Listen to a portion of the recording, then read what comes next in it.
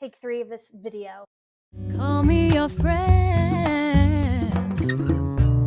Call me again.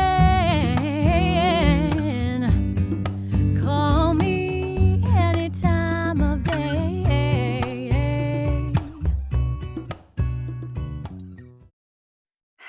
Hey guys, welcome back to Sniffthen. Today I have a haul for you. So these are some of the latest scents that have come out from Aroma Concepts, and I'm super excited to share them with you because they are all between an 8 and a 10 for me personally. I love them all. The first 3 that I want to talk about are from the new Musk collection by Orchid. I ended up getting the Mysterious, Angel, and Cotton Candy Musk scents. If you know anything about musk, you know that they're really great to put on as skin scents, as second skins, if you will. A lot of people use them when they're getting out of the bath just to smell good. Unless you have a partner, probably you're the only person that's going to be enjoying the scent. They're not super, super long lasting, but they are really great for spring and summer coming up because they're not cloying and they're delicious. So a quick little bit of insight about each one. I will tell you that Angel Musk is probably a 9 out of 10 for me. It's delicious. It's a creamy vanilla. It's very feminine in my opinion. However, I will say that none of these 3 fragrances, none of these musks are unique smells or add anything unique to my collection other than that they're in musk form. So that being said, I don't know that they're specifically dupes for anything, but this one gives creamy vanilla floral vibes. It's definitely angelic, as the title suggests. And there's a little bit of a spice underneath. So it's not incredibly boring. I think this would make a great layering scent because it's so creamy and vanillic that it should go well with anything. But it is a pretty sweet scent with a little bit of spice underneath to add some interest. I give this a 9 out of 10 because I think it's a really good fragrance. Then we have Cotton Candy, which is fun, flirty, playful. It's in the same wheelhouse, if you will, as Noble Blush by Lattafa or Marshmallow Blush by Paris Corner. It has a marshmallow accord to it, but it doesn't have a lot of fruits, if you will. So it's kind of a blend between the 2 scents I just mentioned, leaning more toward the rose milk accord that the Noble Blush has rather than like the strawberry marshmallow milkshake kind of feel that Marshmallow Blush from Paris Corner has. It's super on trend right now. It's just extra sweet with a little hint of gourmand. I think it has caramel in it. Yes, marshmallow, some powdery notes and milk. I don't get a super lactonic vibe from this because it's sitting on a musk base, but there's a creaminess to it that the marshmallow and the milk adds, and it has supposedly some powdery notes. Maybe on the dry down it's a little bit more powdery, but to me it's just a super fun, flirty, super sweet, playful fragrance, and I really like this one. This one gets a 9.5 from me. My favorite, however, which gets a 10 out of 10, is Mysterious Musk. Now, I looked online to try to see if I could break the code, if I could crack the code. No. I know that there is another Mysterious Musk out there by a niche house, and they don't give their information out either. So perhaps this could be duping that fragrance, but I have no idea because I've never smelled that Mysterious Musk. This one is just a very fruity, floral scent. It has some sophistication and depth to it that the other 2 don't. Again, it's not adding anything original to my collection. This is definitely a crowd-pleasing, mass-appealing, very feminine department store scent. I've smelled this before. I wish I could put my nose on what it is that I'm smelling, but I will tell you that this one is delicious. So it's a 10 out of 10 for me, and I will be wearing the crap out of this in the spring and the summer. Next, I want to talk to you about the Dubai Chocolate Pistachio Kunafe perfume that just came out from actually Anwar 1950. I've never heard of this brand, and I'm sure it's probably a subsidiary of a bigger company that we know. I will say that the bottle and the name of the fragrance looks suspiciously like Armaf's Dubai Chocolate, and it's in one of those like canteen looking things that they have. And it actually looks like this, except it's in a canteen. So I'm wondering if it's the same fragrance.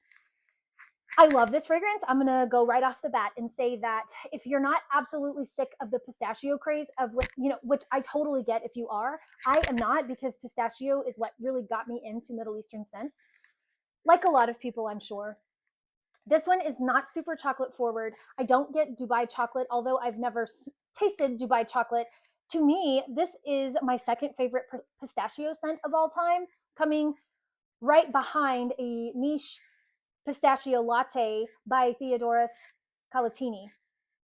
This is second place because I've actually had pistachio kunafe in Turkey with my cousins, and it is a lot like baklava with cheese in the center, and then perhaps chocolate and pistachio on top. That being said, I do get the phyllo dough scent here. It is a super rich, decadent gourmand, but I don't get a lot of chocolate here. There is cardamom, and you can tell that the cardamom's there. You can really get the toasted phyllo dough. You can get the pistachio, but what this really centers around is the nutty accord.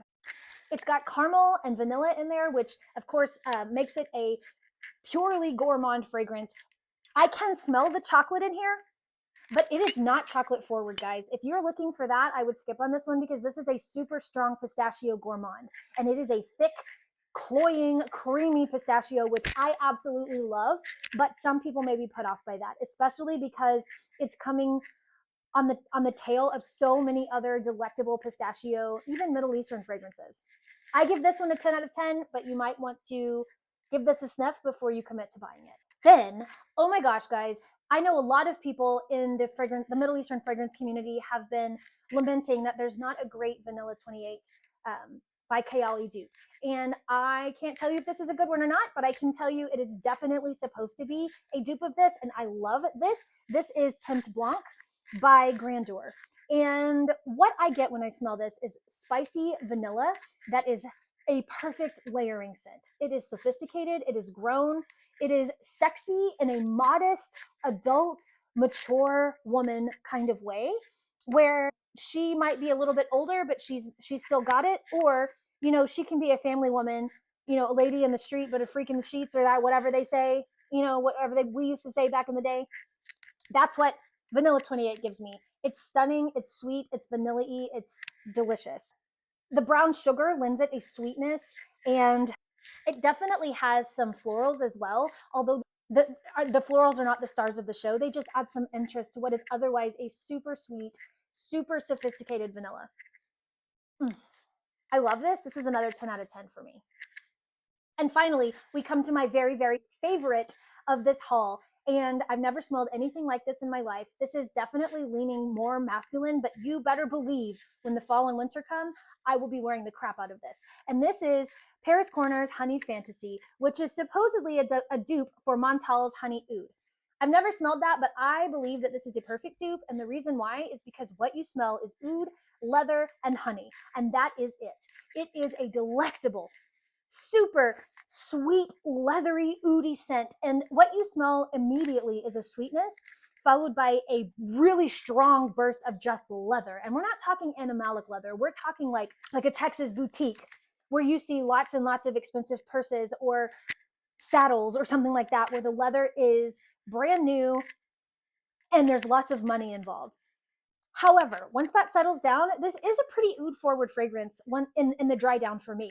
I think because of that, it does not belong in the spring and summer. This is way too sweet to go in the spring and summer. And I do believe that it is incredibly masculine in general, but I will get away with this because of the sweetness of this in the fall. I think this is an ideal fall scent for somebody, and that somebody would be me. This also has some cinnamon and myrrh in it, which gives it a little bit of spiciness. Although in general, I think what it serves to do is make the fragrance more interesting and cut the sweetness a bit. I love this scent. If I could give this a 12 out of 10, I would.